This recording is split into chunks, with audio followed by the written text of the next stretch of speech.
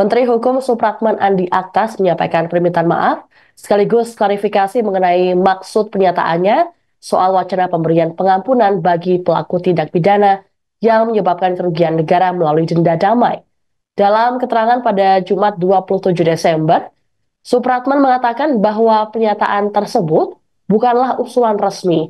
Supratman menjelaskan pemberian pengampunan terhadap narapidana memang ada, namun hal ini tentu tidak serta-merta diberikan oleh Presiden begitu saja, terlebih terhadap para koruptor.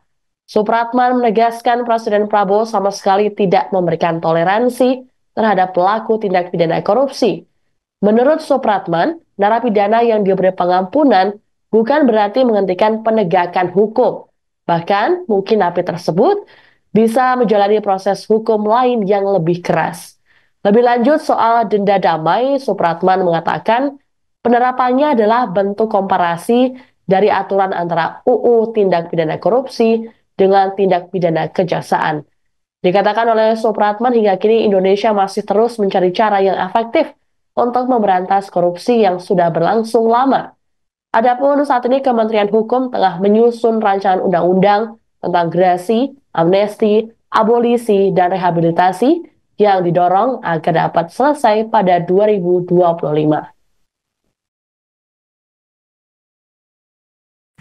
Pernyataan Bapak Presiden di Kairo terkait dengan pengampunan. Nah, karena itu ada 3 hal yang mendasari dan merupakan konteks dari persoalan ini. Yang pertama, ada kemungkinan, kan itu, mungkin kita maafkan ya. Mungkin. Begitu kata Presiden. Yang kedua, bahwa di dalam pemberantasan tindak pidana korupsi, sama sekali Presiden tidak akan memberi toleransi. Ya, tidak akan memberi toleransi. Yang ketiga, kalaupun akan ada pengampunan, setelahnya akan diikuti dengan proses penegakan hukum yang sangat keras. Bahkan beliau mewanti-wanti supaya jangan sampai ada aparat penegak hukum untuk membackingi terhadap satu kasus tertentu. Kan clear pernyataan Presiden seperti kasus korupsi. Sama sekali nggak ada. Jadi ada 4. 1 menyangkut soal kasus politik yang terhadap teman-teman di Papua yang dianggap makar, tetapi adalah sebagai pengguna yang memang seharusnya mereka tidak berada di lapas. Itu saja masalahnya. Karena itu saya rasa untuk denda damai kita selesai sampai di sini sudah clear bahwa itu diterapkan untuk tindak pidana ekonomi, tetapi tindak pidana ekonomi itu kan intinya juga merugikan perekonomian negara. Ya, itu. Jadi supaya jangan disalahtafsirkan. Saya rasa itu ya cukup menjawab. Baik, satu lagi. Baik. Selamat sore Pak Menteri Keuangan. Nama saya Santi Pak dari Denpasar. Ada 2 pertanyaan Pak Menteri. Yang pertama, berarti sebagai pembantu Presiden, para menteri ini menerjemahkan pidato yang disampaikan oleh Pak Presiden Prabowo di Kairo, Mesir. Presiden Prabowo Subianto menegaskan bahwa dirinya tidak mau memaafkan koruptor. Hal ini disampaikannya dalam sambutan saat perayaan Natal Nasional 2024 di Indonesia Arena Jakarta, Sabtu 28 Desember. Hal ini sekaligus untuk meluruskan pernyataannya yang disampaikan di Mesir beberapa waktu lalu soal pengampunan koruptor. Dikatakan oleh Prabowo, dirinya tak masalah jika koruptor tersebut benar-benar bertobat. Di sisi lain, Prabowo juga meminta koruptor untuk tetap mengembalikan hasil korupsi. Prabowo juga mengisyaratkan pihaknya akan mencari aliran dana para koruptor yang merugikan masyarakat.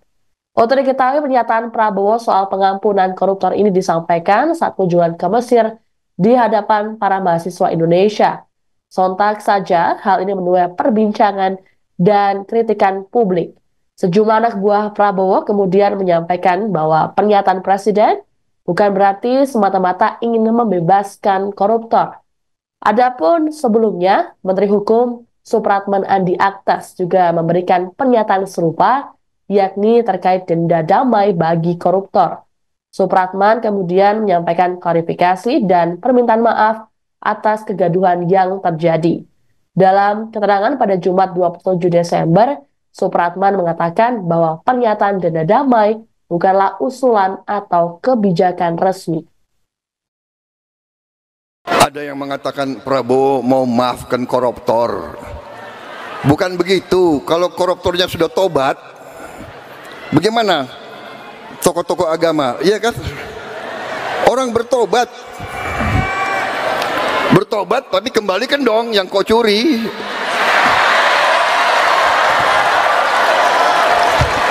Enak aja. Udah nyolong, aku bertobat. Yang kau curi kau kembalikan. Bukan saya maafkan koruptor, tidak. Saya mau sadarkan mereka yang sudah terlanjur dulu berbuat dosa, ya bertobatlah, itu kan ajaran agama. Bertobatlah, kasihan rakyat, kembalikan uang itu. Sebelum kita cari hartamu kemana, kita akan cari itu.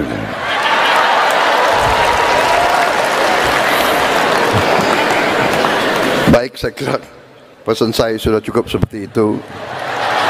Ya. Ini salah panitia ngundang saya sebetulnya itu. Udah dibikin pidato bagus-bagus. Download Tribun X sekarang. Menghadirkan lokal menjadi Indonesia.